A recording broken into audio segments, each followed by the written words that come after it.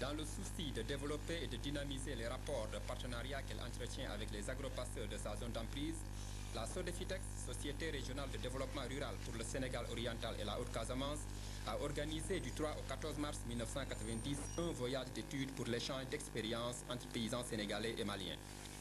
10 agriculteurs et 2 agents de la Sodefitex, un formateur forgeron et un chef de secteur, se sont donc embarqués le 3 mars à bord du train Tambacounda-Bamako.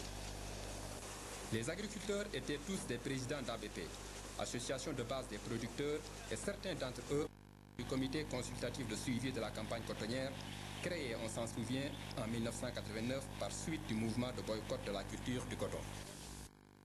La majorité d'entre eux avaient été élus pour représenter les producteurs organisés des régions administratives de Kaolack, Fatick, Tambacounda et Kolda. Parmi eux, on notait la présence des présidents des 2 plus anciennes associations villageoises de la zone cotonnière sénégalaise. Le groupe s'est rendu dans la zone de Koutiala, à 400 km à l'est de Bamako, dans les villages de Namposela, Kaniko, Tosoni et Nchola. Ces villages font partie des zones de production où la CMDT, Compagnie malienne des textiles et homologue de la Sodefitex, impulse un vaste mouvement de programme de développement rural, le projet Mali Sud, marqué en 1972 par la création des premières associations villageoises.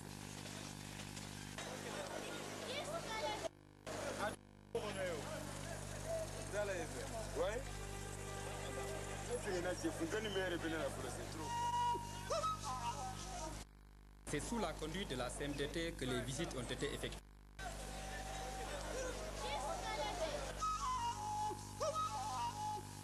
La première visite a été consacrée à l'une des 3 usines d'égrenage de coton de Koutiala.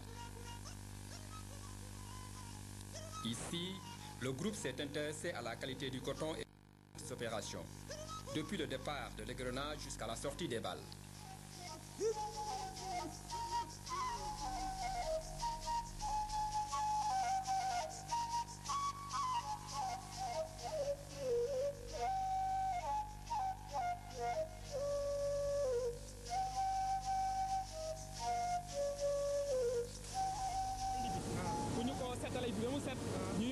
machine yi ñoom ñoo koy xolli bu ko defee ñu jël li nga xam ne doom bi nga xam ne moom la ñu soxla moom mooy nekk dawlin ñu séparé ko yeneen yi nga xam ne mooy xott bi. La visite de l'huilerie cotonnière de Koutiala a permis aux paysans de se mettre à l'évidence que le coton n'est pas seulement cultivé pour sa fibre. En effet, grâce à divers processus de transformation, pressage, extraction, on parvient à obtenir de l'huile. Au premier stade, l'huile est brute et contient des impuretés. Elle est alors analysée dans un laboratoire avant d'être raffinée et rendue consommable. Cette opération est effectuée dans une usine à Koulikoro.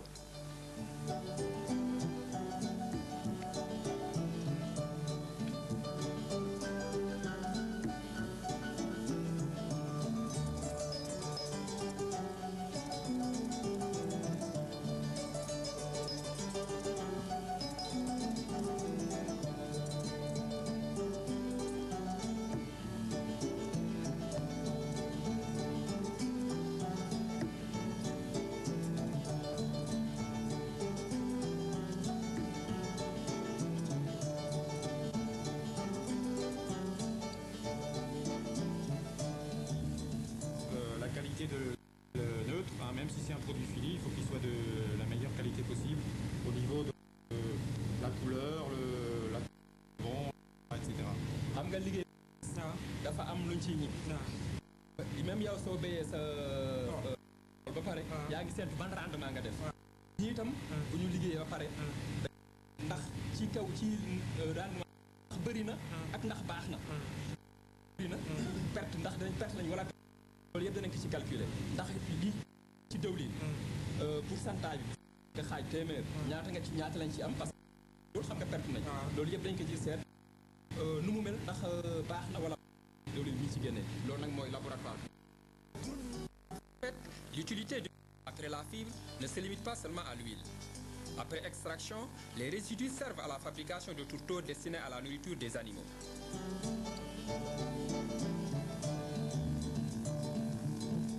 Ici, les paysans observent de près cet aliment de bétail riche et nourrissant.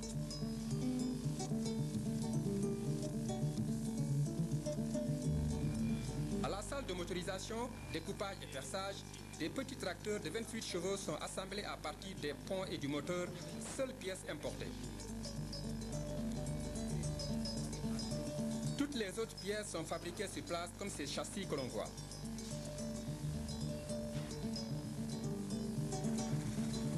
Dans la seule direction régionale de Koutiala, 58 exploitations agricoles ont déjà accédé à la motorisation.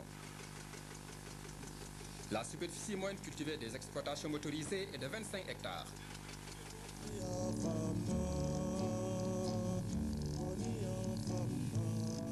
Namposela, situé à 15 km de Koutiala, ce village a été le premier visité.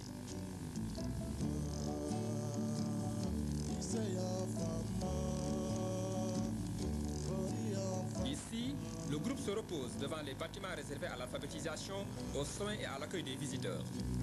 Ces bâtiments ont été financés et construits par l'association villageoise. L'alphabétisation fonctionnelle est parmi les priorités. Ici, la classe des femmes est séparée de celle des hommes.